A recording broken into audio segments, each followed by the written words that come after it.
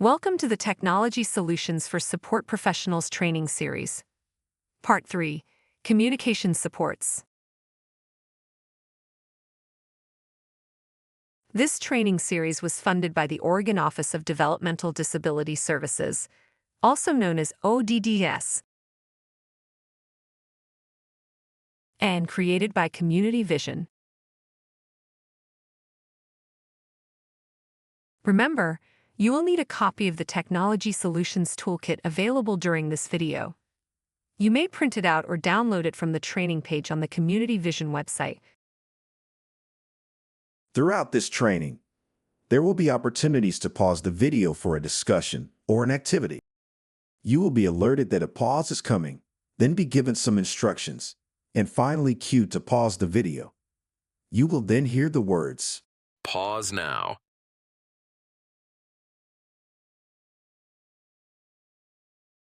Let's get started. Here's an overview of Part 3. First, we will talk about communication, including why and how we all communicate. Next, we will learn about communication supports for people with limited or no use of verbal speech. Then, we will see how to start supporting people who have communication challenges. Afterwards, we will learn about the Communication Bill of Rights, a fundamental set of rights for people with communication disabilities. Then, we'll meet 3 people who use a variety of communication supports. Next, we'll learn some specifics about how to communicate with someone who has limited use of speech. Finally, we'll share some resources. Now, let's talk about communication. Communication is sharing information between people. It's a back and forth exchange of information. We do it all day long and often don't even think about it. It builds a common understanding and a bond between people. It connects people together. For all humans, being heard means being seen. Communication helps someone build a sense of self. It can be verbal, nonverbal, or written. Communication also includes listening. It is a two-way street. Even a short conversational exchange between people helps build a connection. Let's try out having a short exchange and see how it feels. In a moment, pause the video for an activity. First, find a partner. Then, take a minute to think of some random facts about yourself to share with your partner. The facilitator will start the timer for 2 minutes. Then everyone will share facts back and forth with their partner for 2 minutes. One person will share a fact, then the other will share one. Keep going back and forth until the facilitator tells you to stop. Feel free to comment about each other's facts. This should be fun and feel natural, not rushed. We will reflect on this activity later in the video. Okay, go ahead and pause the video. Pause now.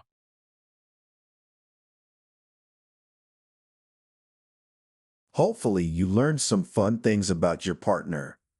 As mentioned, we will reflect on this activity later in the video. So, what are communication supports? Supports can include augmentative and alternative communication tools. Augmentative and alternative communication is also known as AAC for short. Supports may also include simple communication strategies or the way the environment is set up. Even small changes in the environment or using a simple strategy can make a big difference in helping someone be more successful communicating with others. Basically, communication supports are anything that helps people communicate. Now, let's look at AAC more closely. AAC tools can include technology or communication devices. It can also include visuals such as picture symbols or printed words. When symbols or words are stored in an organized book, it's called a communication book. AAC also includes the use of body or hand gestures, facial expressions, or sign language. Basically, AAC is any communication that is not speech. We all use different types of communication. Speech is only one type. Here are some examples of other forms of communication. We may use vocalizations that are not words, such as or aha. We often use different tones of voice that show if we're angry, bored, or excited. We may move our body to show how we feel, such as jumping up and down if we're excited, or turning away from someone if we're mad. Facial expressions help others know how we feel or what we are thinking. A frown, a wink, or raised eyebrow can say a lot. We communicate through writing, texting, and even emojis. AAC users also use many different types of communication. They may use vocalizations, gestures, body movements, or any other means we just listed. In addition, they may also use different AAC tools such as picture cards, sign language, single message buttons, or high-tech communication devices. Let's take a moment to dispel some myths about AAC. In the past, some people believed that a person must have a certain level of cognitive ability to be able to try or use AAC. Now research shows us that anyone can try AAC. You never know what will click and work for someone if it is not tried. The only requirement for trying out AAC is that someone must be awake. Another myth is that using AAC will prevent someone from using their speech. Again, research shows that this is not true. Most people are driven to use their voice when they can. Some people actually develop speech faster when they use AAC. Since they're hearing and are seeing the words, it gives them more exposure to language and may help speech come along faster. Now, let's see some examples of AAC communication supports. There's a list of examples on page 22 in the Tech Solutions Toolkit.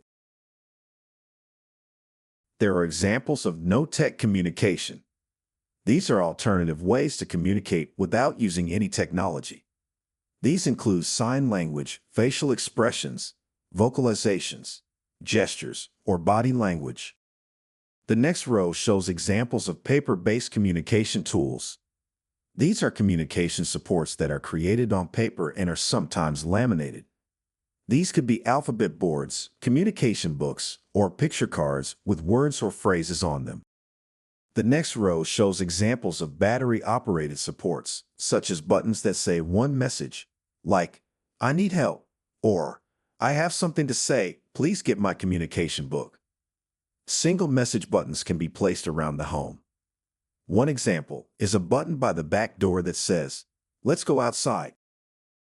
Battery-operated devices can also have multiple cells or buttons with several different words or phrases programmed on them. Finally, the bottom row on the example sheet shows high-tech supports such as speech-generating devices or tablets and phones with communication apps. In a moment, pause the video for a brief discussion. Have your toolkit printed out or downloaded? Look over the AAC communication supports on page 23. Think about whether you have supported someone who uses AAC. Was the AAC helpful for the person?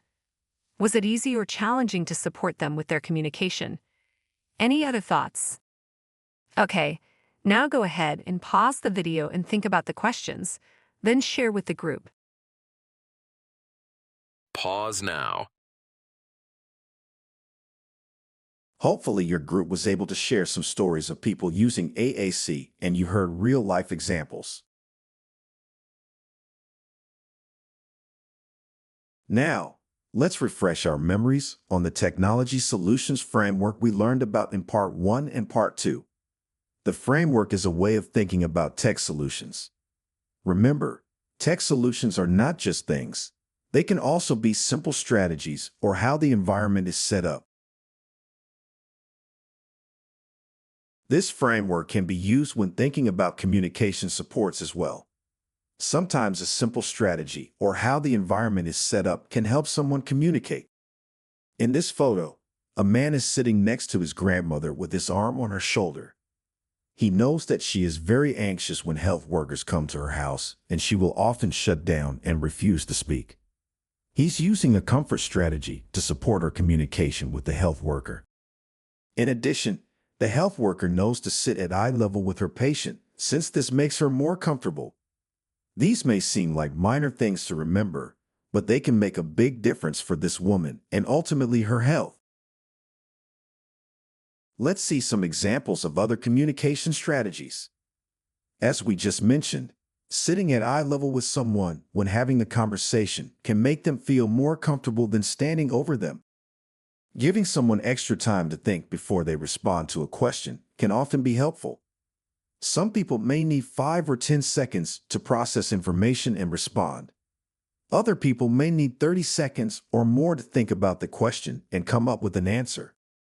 Speaking in a clear, respectful, and age-appropriate voice ensures that someone can process the information and helps them feel respected and valued. Here are 2 more examples. If someone uses AAC communication tools, such as a message button or a device, they may need it placed or held close to their hand or body to help them reach it.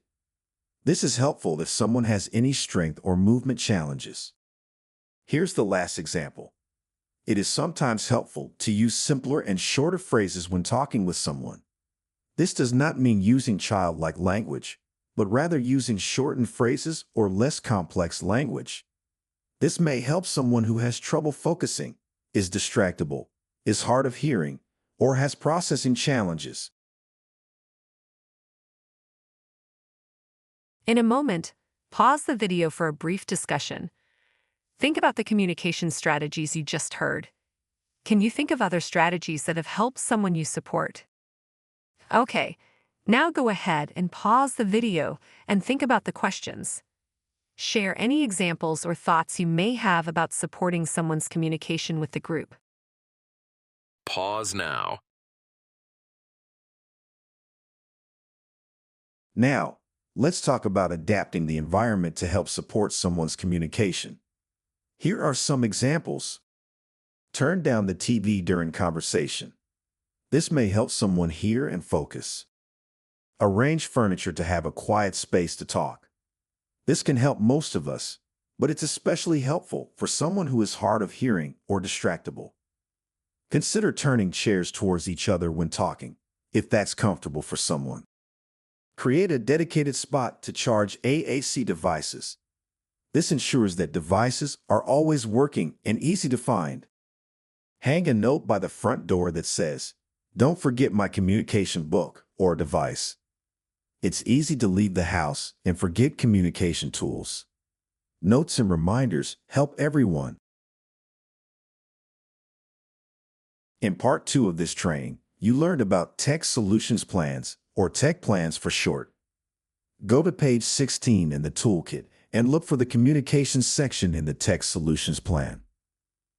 This example plan was created by Community Vision, but remember, each agency may use their own form. Let's see an example of how the Communications section can be filled out on someone's tech plan. This is Jackson's tech plan.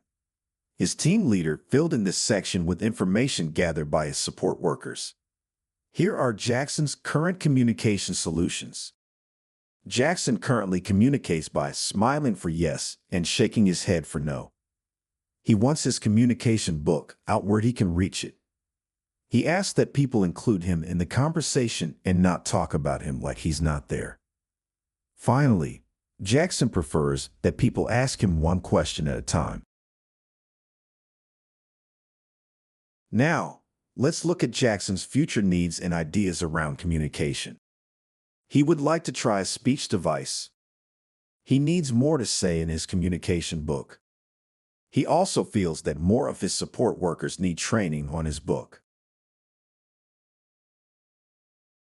This is just one example of what communication supports can look like and how they can be recorded on the tech plan. So now the big question is, where do you start in supporting communication? Do you start by looking at communication tools, talking to professionals, or finding a tech loan library? These are all important steps, but first, start with the person, not the technology. Do get to know the person first and learn about what they want to communicate. Don't think of a communication tool first, then try to make it fit the person. So, how do you know what someone wants to communicate if they can't speak? First, here are some questions to consider and some things to think about. How and what is the person able to communicate now? What things are hard to communicate? Think about communication breakdowns. Are there times when people don't understand them or the person becomes frustrated? What topics do they enjoy? What are they interested in? Learning about the different reasons we communicate can help identify what someone may be trying to say. Here are some examples of the many ways we use communication to interact. These are reasons why we talk to each other. Making simple requests such as, "I want a drink." Refusing something and saying, "No, I don't agree," or "No, I don't want that." Making comments such as, "This is fun," or "Awesome." Expressing emotions and being able to say, "I'm tired." Labeling things. "Look at that bird." Answering questions and saying, "Yes," "No," "I don't know," or "Let me think." Asking or calling out for help. Greeting people and saying, "Hi, how's it going?" Directing the actions of others and saying, "Be careful," or "Get your coat." Sharing thoughts, ideas, and facts as well as personal experiences, such as telling someone what happened over the weekend or in the past. Wow, we all have so much to say. There are so many reasons that we communicate. Let's dive in more. We often think about communicating our wants and needs. These are certainly important, but communication is much more than that. It's often other types of communication that help us form social connections and closeness. Think about the 2 minutes you spent with a partner at the beginning of this video. You shared random facts about yourself with your partner. Think about the effect this had. Do you feel a little more connected to that person than you did before the fact-sharing conversation? You might find that you feel a bit closer to them now that you know more about them.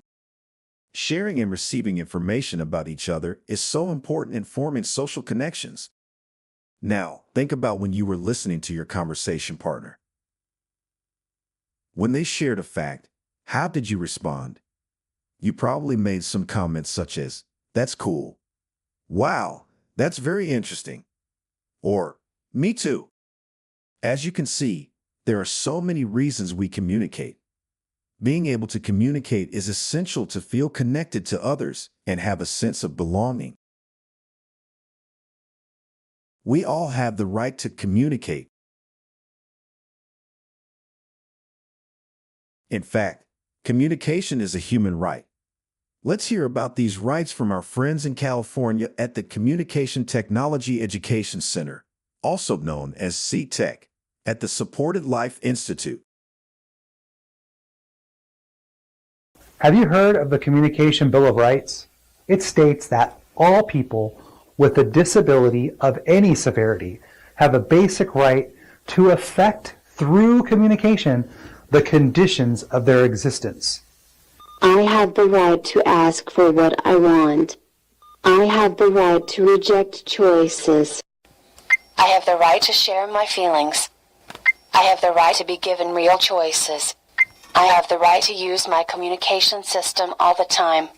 I have the right to be taught to communicate. I have the right to have genuine interaction with others. I have the right to access information and technology. I have the right to be treated with respect. I have the right to be listened to. I have the right to have a working communication system and a backup system. I have the right to know my schedule and my world. I have the right to be spoken to in a dignified manner. I have the right to be spoken to, not spoken about. I have the right to be an equal member of the community. If you presume I am incompetent, you underestimate my abilities, you limit how others perceive me, and you deny me opportunities to learn. That is a very dangerous assumption. We must embrace high expectations for all by using the least dangerous assumption. Instead, if you start by presuming my competence and treat me as someone who understands, it hurts no one, and it changes how others perceive me. People who use AAC have told us that they want respect, equality, and genuine interest from their communication partners. They want to have an ease of conversation with those who interact with them. Stars will always remember to presume competence when having a conversation with anyone. Give it a try. You may be surprised at what they can tell.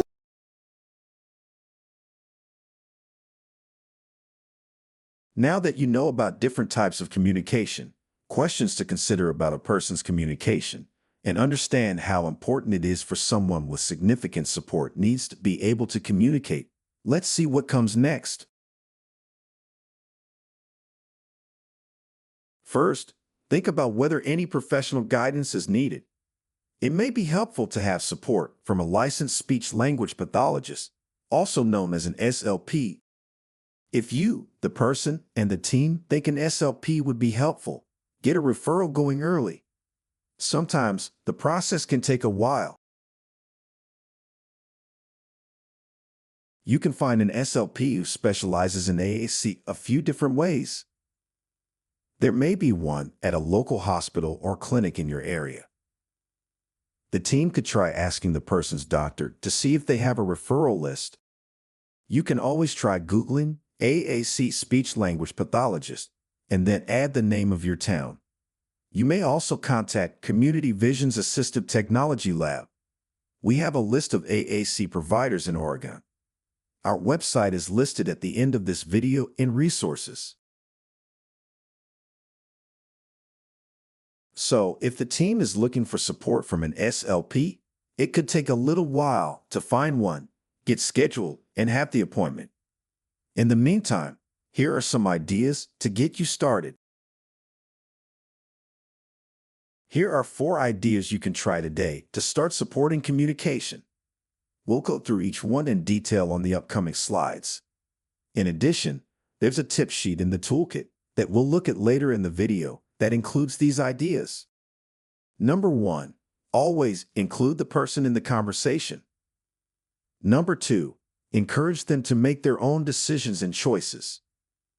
Number 3, think about participation and fun. Number 4, think about how you communicate. Now, let's look at each one more closely. First, always include someone in the conversation, even if they don't use speech. Just because they don't use speech doesn't mean they don't understand you. Talk to them. Don't talk about them in front of others. Next, encourage someone to make their own decisions and choices when possible. Someone could make choices by pointing or simply looking at an item. Here's a photo of a person looking at food choices lined up in front of them. They're clearly looking at that yummy cupcake. If you weren't sure if they were looking at the cupcake or the cookie, you could pull those out of the lineup and have them choose from cupcake and cookie, to be sure. If you don't have items available, feel free to try Google Images, drawings, or photos. You may need to make images bigger for some people. If making choices this way is new for someone, start by showing them how it's done. You can make choices this way yourself. Give it a try and be patient. Learning to make choices this way may take some time. Next, Think about ways someone could participate in fun activities and conversations. Let's dive deeper into that idea and see what we mean. People often think of starting with the big things in life, such as telling us if they're sick or upset, or making important life decisions. Sometimes it's easier to start with small exchanges first, then build from there. This way, there's less at stake and less pressure. It can also be more motivating. Find out what's fun or interesting to someone. This is a great starting point for supporting communication because we're more relaxed when we're having fun. There's less pressure to perform or answer hard questions. Also, think about when you're put on the spot or expected to try something new when you're frustrated or upset. It's hard. Now let's meet 3 people who use supports. We will meet Serenity, Amir, and Phil. This is Serenity. She loves spending time with her family. Her family and team know that she is clearly happy when her family says grace and gives thanks before eating dinner each night. She has never been able to say grace, but clearly loves this part of the meal. It makes her so happy. Serenity's team asked her if she would like to try saying grace at the table. She smiled and got really excited. They gave her a choice of which version she wanted to say. They programmed the sentences into a multi-message communication button that they borrowed from a technology loan library. Serenity was able to press the button with her hand for each sentence and was so excited to participate at dinner and give thanks for the meal. This was just one way that Serenity started participating more in life and having her voice heard. Let's hear Serenity's message at the dinner table. We gather around the table today, thankful for this food. We're also thankful for family, friends, and love. May we always feel thankfulness in our hearts. Let's eat.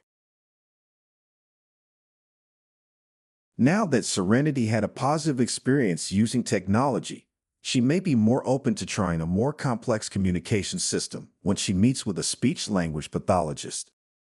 Even if she eventually gets a communication system with lots of things to say in it, she may still want to use her communication button for quick and routine messages, like saying grace at the table or greeting people in the community. Serenity's team leader can work with the family on funding options for a communication button. Now, let's meet Amir.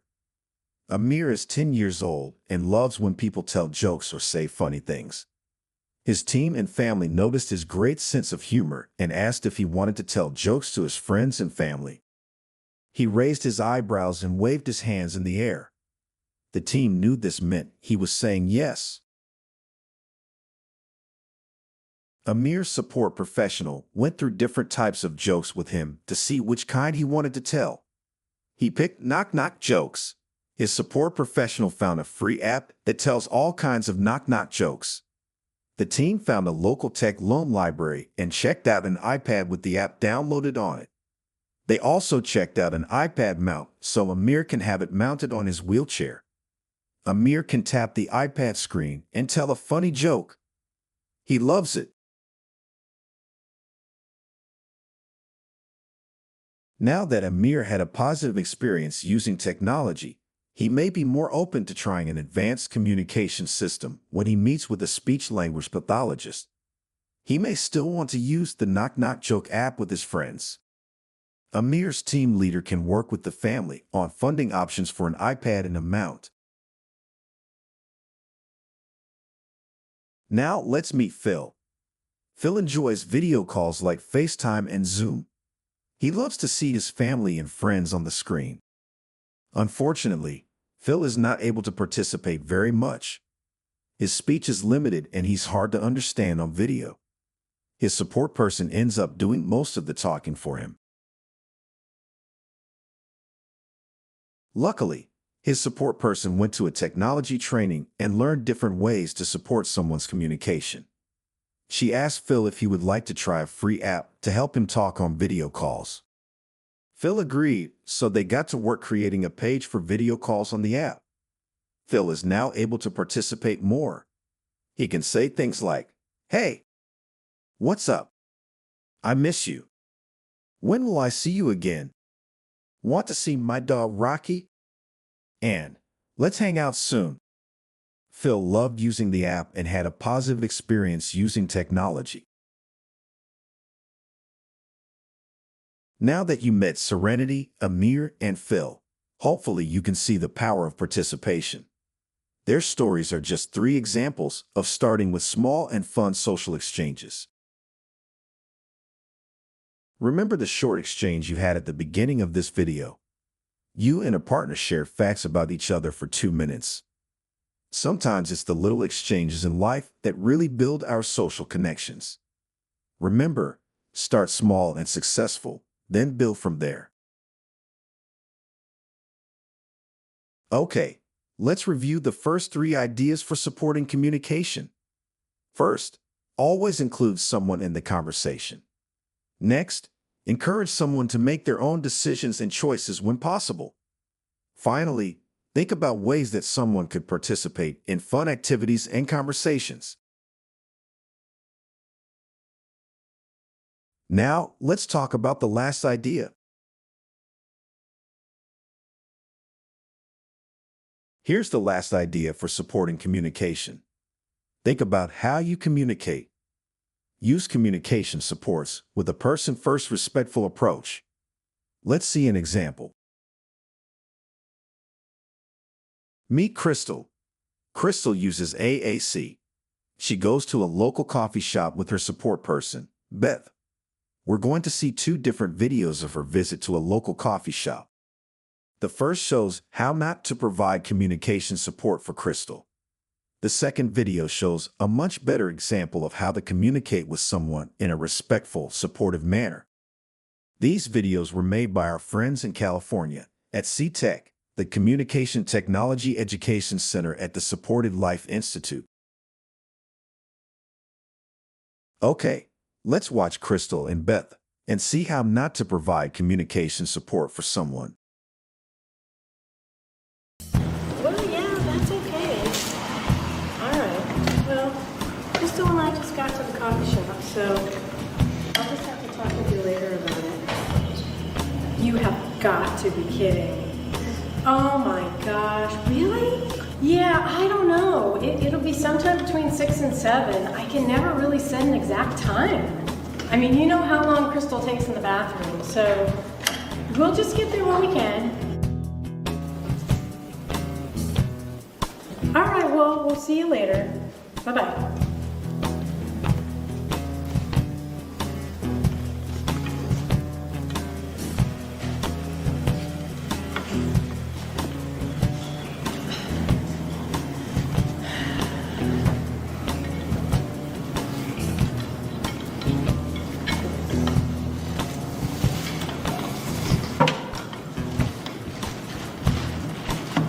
Okay, Crystal, I'm gonna go get us some coffee. I'll be right back.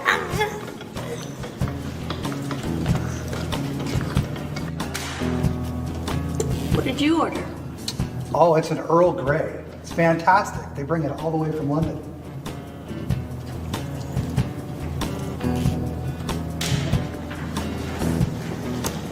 Okay, Crystal.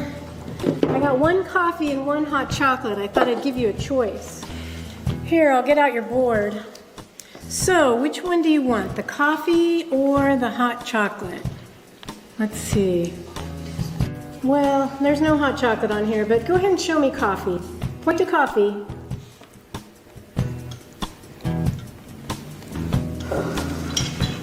Point to coffee, it's right here.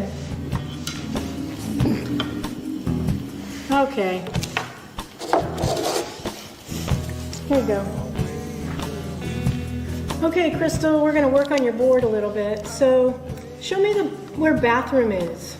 Point to the bathroom icon.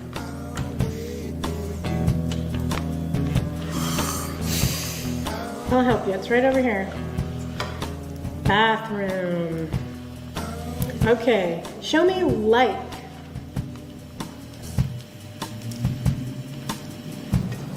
No, that one's don't like. Here, like is right up here. Right there. Like. Okay, well, I think that's enough practice with your board. Crystal? Quiet. I think we'll just go.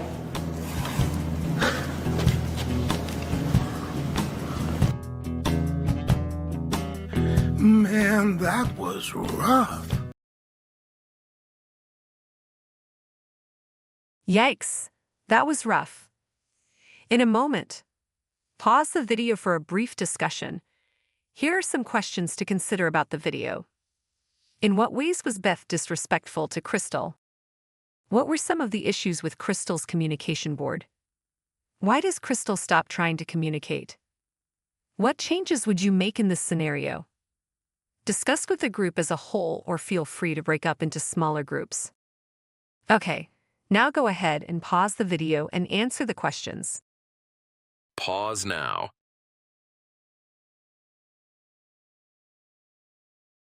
Hopefully you all shared some insights about this video and had a meaningful discussion. Now we're going to watch a very different version of the visit to the coffee house.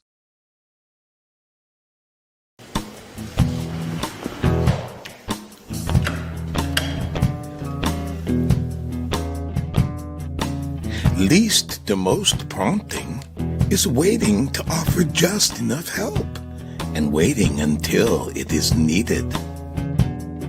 The coffee sure does smell good in here. Would you like to go get something to drink? What? Let's go.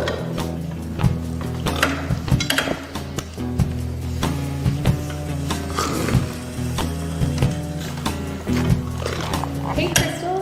Haven't seen you in a while. She said hi. What can you say back?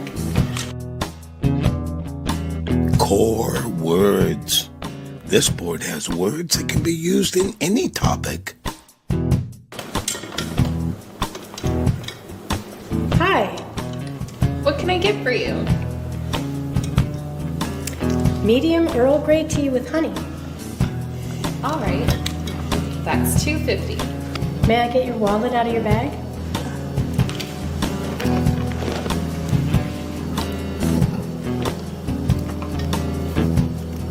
Which card?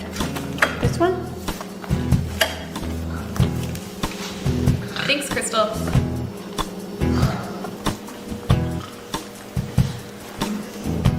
May I also have a small black coffee? Absolutely.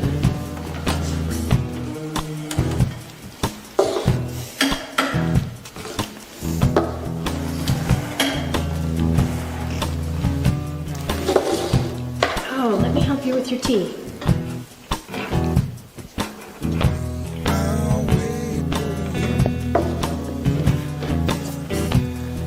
So, I won't be going to the game tonight. Modeling is simply teaching by example. Are you talking about the game? Oh, let's see if we can talk about it on the board.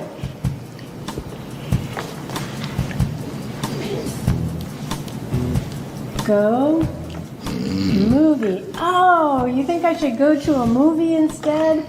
That's an awesome idea, actually. I really like the movies. Man, those are some powerful core words. You can use those just about any time, anywhere, for any topic. How about you? I like movies. You like the movies too? Yeah, I think that's a great idea. I think I'll go to a movie instead.